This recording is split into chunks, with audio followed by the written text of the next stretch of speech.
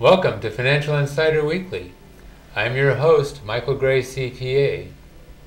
My guest today is Frank Doyle, and Frank is an attorney and founder of Wealth Plan, a law firm specializing in estate planning, estate and trust administration, and estate and trust litigation. He's been practicing law for about 34 years, and he's certified by the California State Bar as a specialist in taxation law and probate estate planning and trust law. So first, Frank, thank you for being a guest. Well, thank you for having me. So, you've invited me to talk about one of my favorite subjects. Oh, boy. So folks, what we're going to be talking about today is preserving family assets using a family limited partnership or LLC. And before we get started, I want to caution you that we're just covering a few highlights of actually an enormous area of tax law and rules related to estate planning using family limited partnerships and limited liability companies or LLCs. And so this is just a bare starting point to learn about some of the issues, and you should get qualified tax and legal advice. This discussion is going to focus on California law. Frank is a California attorney. I'm a California CPA. The rules will vary somewhat for other states, so just be aware of that. Okay, Frank, let's get into our questions. And folks, also, this is big, so we may not get through all of our questions. We're going to do our best. So first, what's the status of the federal estate tax, and why should substantial individuals still be concerned about avoiding estate tax? Well, this whole year we haven't had an estate tax, and at the beginning of the year people thought, well, gee, maybe they'll make it retroactive, but that hasn't happened, and it won't happen. But what will happen is the repeal of the estate tax is set to expire at the end of this year. So okay, so we're recording this on November 16th, 2010. So in case you watch this at a later time, for frame a little bit for the time. Right. So on January 1, 2011, the estate tax rears its very ugly head again, and it comes back with a vengeance, because what happens is it comes back with only $1 million exemptions and very high rates. In other words, the rates are going to range from 45% to 55%. And that's quite a big deal, because in 2009, prior to the expiration of the estate tax, the rates were proposed to be 45%, and the exemptions were $3.5 million per person. So between a married couple, they could exempt $7 million of assets from the estate tax. Now we're down to you only can exempt, if you're a couple, $1 million each, or $2 million. So a lot of people who have, estates, real estate holdings, for example, their estates are going to be exposed to an estate tax, which is going to make the kind of planning we're going to be talking about more important than ever. Okay. Frank, when we're talking, you can just go ahead and look at me as the best. All right. Okay? Okay. All right. And, I mean, part of this is we just don't know what's going to happen. There's been a discussion, that we may see a higher exemption again, but this is a negotiation that's going to happen with the next Congress and so forth. So it's a really tough environment to plan in anyway. It is, but if there's no action, then the tax, comes back. And, yeah, big time. And we don't see any sense of cooperation, at least in the short term, as a result of the elections between the Republicans and Democrats. And when you don't have that cooperation, then what's on the books tends to become law. That's what happened in 2009, when everybody thought the estate tax would be extended for a year, $3.5 million exemptions, 45% rates, and everybody was prepared for that to happen, and then it didn't happen. The estate tax went away, and the same thing kind of is happening right now. Yeah, so we'll have to see.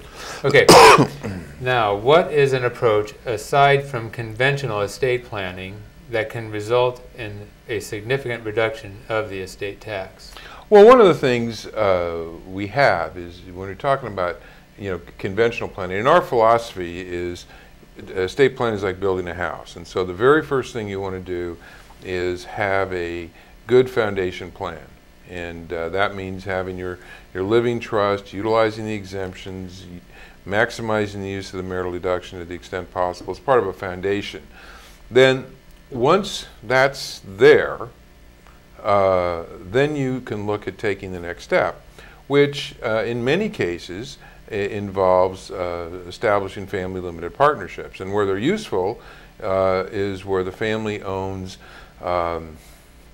typically real estate that is being operated by the family, and they want to provide not only for some tax planning, but also for some succession planning. The senior generation typically is getting older, and they want to have a way to preserve these properties for the benefit of the entire clan going forward. And that's where you get into the more advanced kind of planning. And in this environment, where we didn't have an estate tax, people still set up family limited partnerships, not for tax reasons, but for business reasons. And as we're going to discuss, one of the big things that any viable family limited partnership has to have is a good business purpose. So we start there, the family. I think that get your foundation in, because that's going to take care of the first kind of $2 million that you have, and then you have to look to see what other opportunities there are to to do some more advanced planning, like the family limited partnership. Okay. Now, one thing I should mention at this point is we're going to talk about this as family limited partnerships, but it can be a family limited partnership or a limited liability company that's family owned. Well, typically what we do, and this is maybe a little bit peculiar to California law, but we have the limited liability will be the general partner of the family limited partnership. So the structure that we like is to have a limited liability company be the general partner, and then we have the the individual family members own percentages or units in the family limited partnership. And the reason we like that structure is because in many cases what we're trying to do is get people who don't have an active role in the business get some benefit from the real estate business. And so one of the things that structure allows you to do is separate the management, which is with the limited liability company, from the equity ownership, much like a corporation. And we find that structure works very well. Okay. So why don't we talk for a few minutes about the benefits of lifetime giving? Well, lifetime giving, the way the tax will be structured again starting January 1 when they bring the estate tax back, is there's a built-in advantage for lifetime giving. And what that is first of all, the gift tax is tax exclusive, whereas the estate tax is tax inclusive. And what that means is if a person makes a gift, they pay the gift tax on it. So not only do they get the underlying asset out, but they also get the gift tax out, provided they live 3 years. But that's a very important advantage that gifting has structurally. So what we just said is, in essence, from an estate tax standpoint, you're getting a deduction for the gift tax because it's being paid out by, let's say, the parents or whoever that are making the gift. Right. So the actual beneficiaries get a more powerful gift because of that. Now the other thing is this whole idea of fractionalization. If we have like let's say a $10 million apartment house, and we have we want to give 10% of it away. Well, the valuation rules are that 10% isn't worth $100,000. It's worth $100,000 less some sort of fractional discount, and that depends on the facts and circumstances. And those range from, I would say typically from 20% to maybe 40%. Now some people say, well, from 15% all the way to 75%. My experience is, we really are centering around the 30% mark, and then depending on the facts and circumstances, your discount will be, adjusted.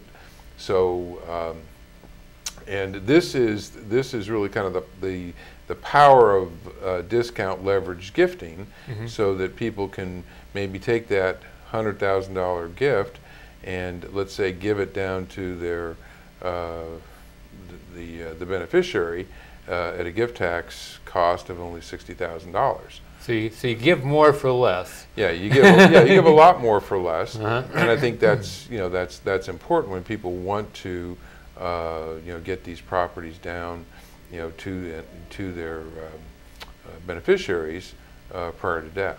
Okay. So how does fractionalization work? Well, first of all, it's when the way the Internal Revenue Service has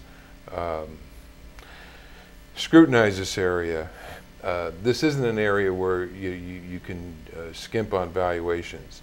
You have to get really two valuations, like in the real estate area that I talked about. First thing is you have to get a valuation of the real property. So we need to know what the 100% is. Then the second thing we need to do is look at what's the interest being given. Are we given a co-tenancy interest? Are we given a partnership interest? Are we given an interest in a corporation? Or what's the value of the interest? And there are two discounts that are typically available in the family business entity arena. One is a lack of marketability, with the idea that if you have an interest in your family's limited partnership, you can't call your broker up and get it sold the next day. All right, it's not marketable. It's a family asset, and it's tied up in a family enterprise. The second thing is, if you're a 10% owner, well, you don't have much power. In other words, you can't, you don't have the 50% that's needed to control the operations or control who the general partner is, so you get a minority interest discount. So those two discounts are separate and distinct discounts, and they're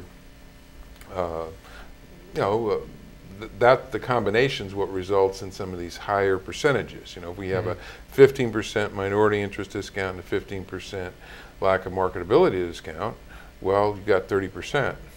So that's kind of how the fractionalization works. But an important point is this needs to be done and proven by valuations. In other words, you have the real estate appraiser will appraise the property, then you have a business valuation person who will value the business interest and apply those discounts. They're two separate and distinct special valuations, and those are important. And if you do the appraisals correctly, the IRS has lost all the valuation cases. Now we're going to talk about where the IRS has won, in the structural area, but in terms of the idea that you're not entitled to a fractional discount or a minority interest discount or a lack of marketability discount, the IRS has lost over and over again. And so the tax court and then the federal courts have basically said, look, if you're giving a 10% interest, that's what you're giving. And we're going to value that interest. And so I think that's and so if you do your homework and you do it properly, it will withstand scrutiny.